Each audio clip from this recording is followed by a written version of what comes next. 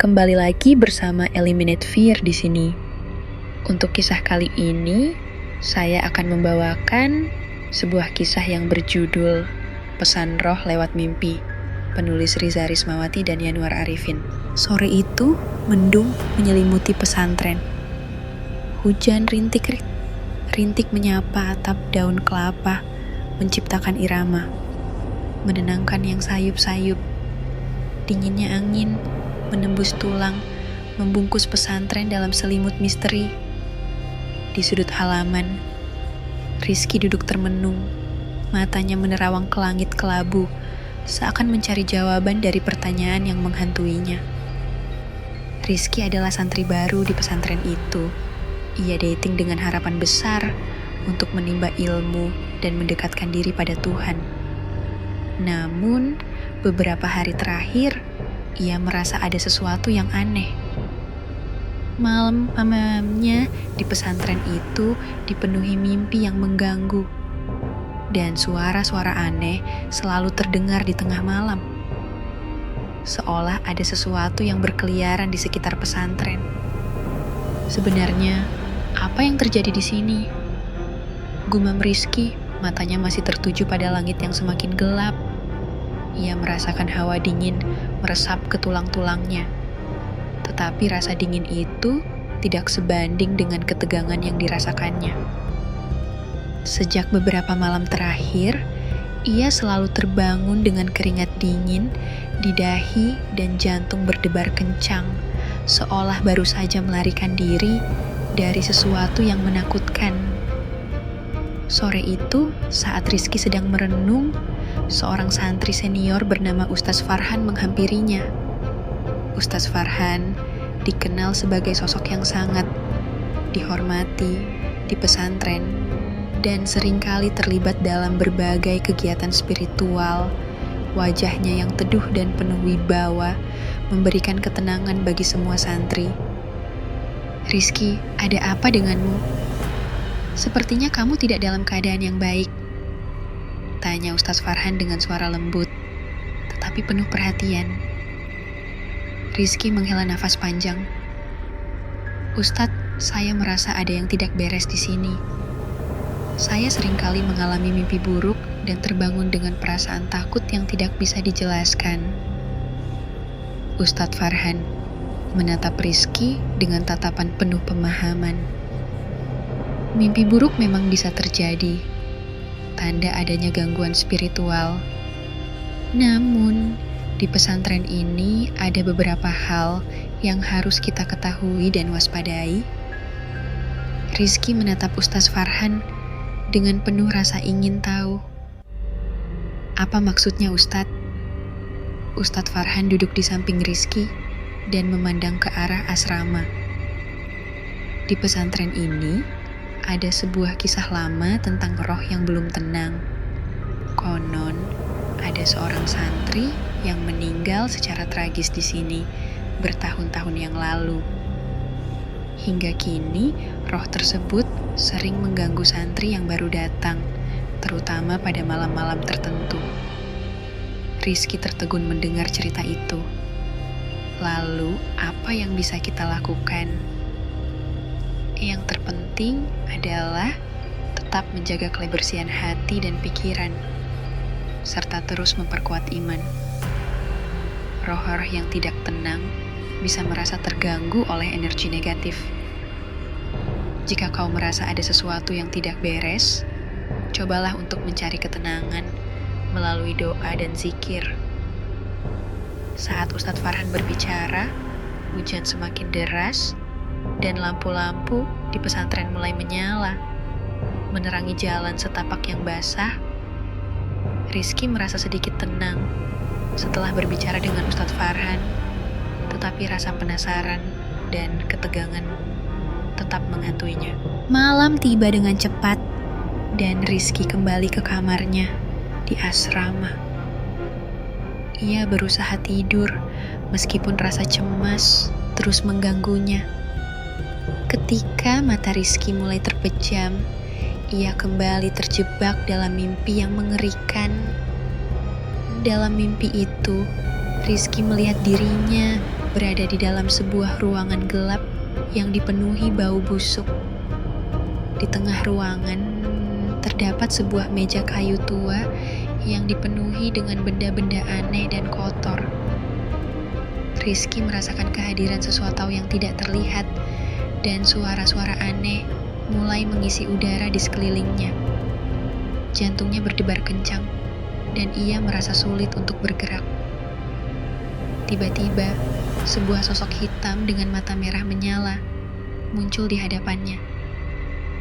Sosok itu tidak memiliki wajah yang jelas, tetapi Rizky bisa merasakan aura kemarahan dan kesedihan yang mengerikan. Sosok itu berbicara dengan suara yang serak dan gemetar. Aku adalah roh yang tersiksa. Aku tidak bisa tenang. Tolong aku, bebaskan aku dari penderitaan ini. Rizky terbangun dengan nafas terengah dan tubuh yang basah oleh keringat. Ia duduk di tempat tidur dengan tubuh gemetar, mencoba mengingat kembali detail mimpi tersebut. Rasanya mimpi itu sangat nyata. Pagi hari, Rizky memutuskan untuk berbicara lagi dengan Ustadz Farhan. Ia merasa perlu mencari pemahaman lebih lanjut tentang mimpi-mimpinya dan bagaimana cara mengatasi ketakutannya. Setelah selesai salat subuh, Rizky menemui Ustadz Farhan di ruang tamu pesantren. Ustadz, saya mengalami mimpi yang sangat mengerikan. Saya merasa seperti ada yang mencoba meminta tolong kepada saya. Ustadz Farhan mendengarkan dengan seksama. Mimpi seperti itu bisa jadi merupakan bentuk pesan dari roh yang masih terikat di dunia ini. Mereka mungkin ada sesuatu yang belum selesai atau belum ditemukan. Dalam hal ini, ada beberapa hal yang bisa kamu lakukan untuk membantu mereka. Apa saja itu, Ustadz? Tanya Rizky dengan penuh harap. Pertama, cobalah untuk mencari tahu lebih banyak tentang santri yang meninggal secara tragis itu. Mungkin ada sesuatu yang kamu bisa lakukan untuk menyelesaikan urusan yang belum tuntas. Kedua, jaga kebersihan hati dan pikiranmu. Jangan biarkan rasa takut dan kekhawatiran menguasai dirimu. Rizky mengangguk, merasa lebih yakin untuk mencari tahu lebih lanjut tentang kisah santri yang meninggal tersebut. Ia mulai mencari informasi dari para santri senior dan kiai pesantren. Setelah beberapa hari penyelidikan, Rizky menemukan bahwa santri yang meninggal tersebut adalah seorang pemuda bernama Malik yang meninggal dalam keadaan yang sangat tragis beberapa tahun lalu. Menurut cerita, Malik adalah seorang santri yang sangat rajin dan baik hati. Namun, ia mengalami kematian yang sangat mengerikan akibat kecelakaan saat sedang melakukan perjalanan jauh. Sejak saat itu, roh Malik diyakini belum tenang dan sering mengganggu pesantren, terutama pada malam-malam tertentu. Rizky merasa prihatin dengan cerita ini dan memutuskan untuk melakukan sesuatu yang nantinya bisa membantu roh Malik. Ia mengumpulkan beberapa santri dan meminta bantuan mereka untuk melakukan doa bersama dan membaca Al-Quran di makam Malik. Malam itu, Rizky dan beberapa santri berkumpul di makam Malik. Di luar pesantren, hujan telah berhenti dan langit malam dipenuhi dengan bintang-bintang. Mereka berdiri di sekitar makam, membaca doa dan ayat-ayat Al-Quran dengan khusyuk. Ketika mereka selesai membaca doa, Rizky merasa ada sesuatu yang berbeda. Suasana di sekitar makam terasa lebih tenang, dan hawa dingin yang semula mengganggu kini terasa lebih hangat. Rizky merasa seperti ada sesuatu yang telah berubah, dan rasa takut yang selama ini menghantuinya perlahan-lahan menghilang. Keesokan paginya, Rizky terbangun dengan perasaan yang lebih ringan. Ia merasa bahwa ada perubahan positif di pesantren. Mimpi-mimpi buruk yang selama ini mengganggu tidurnya kini tidak lagi datang. Rizky merasa lega dan berterima kasih atas bantuan yang telah diberikan oleh Ustadz Farhan dan para santri. Selama beberapa minggu berikutnya, pesantren kembali normal, kehidupan sehari-hari berjalan dengan tenang dan tidak ada lagi gangguan dari roh yang tidak tenang. Rizky merasa bahwa usaha yang dilakukan bersama-sama telah memberikan ketenangan bagi roh Malik, dan ia merasa lebih dekat dengan teman-temannya di pesantren. Akan tetapi, suatu malam, saat Rizky terbaring di tempat tidurnya, ia merasakan sesuatu yang aneh. Suara lembut mulai terdengar, seolah ada bisikan di telinganya. Rizky terbangun dan melihat ke sekeliling kamar yang gelap. Ia merasa sedikit ketakutan, tetapi ia mencoba untuk tetap tenang. Tiba-tiba, sebuah bayangan lembut di depannya. Rizky dapat melihat sosok seorang pemuda dengan wajah yang ramah dan penuh kedamaian. Sosok itu tersenyum kepada Rizky dan berkata, "Terima kasih telah membantuku. Kini aku bisa tenang." Rizky merasa terharu dan lega mendengar ucapan itu.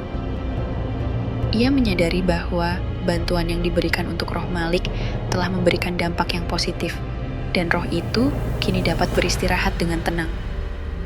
Keesokan paginya, Rizky merasa segar dan penuh semangat. Ia tahu bahwa pesan yang disampaikan lewat mimpi dan doa telah membawa perubahan yang signifikan. Meskipun pengalaman itu sangat menakutkan, Rizky merasa bahwa ia telah belajar banyak tentang kekuatan doa dan ketulusan hati dalam menghadapi tantangan. Pesantren kembali menjadi tempat yang tenang dan penuh berkah. Rizky melanjutkan studinya dengan lebih tekun, dan setiap malam sebelum tidur, ia selalu menyempatkan diri untuk berdoa dan bersyukur atas segala kebaikan yang diterimanya. Dan meskipun malam-malam di pesantren mungkin masih dipenuhi dengan misteri, Rizky merasa yakin bahwa dengan iman dan usaha, segala sesuatu dapat dihadapi dengan tenang dan penuh harapan. Sekian untuk kisah kali ini. Terima kasih sudah mengikuti cerita ini dari awal sampai akhir. Kita ketemu lagi di cerita selanjutnya. Dan buat kalian yang baru bergabung, jangan lupa untuk like, share, komen, dan subscribe channel ini. Dan nantikan cerita horor lainnya hanya di Eliminate Fear.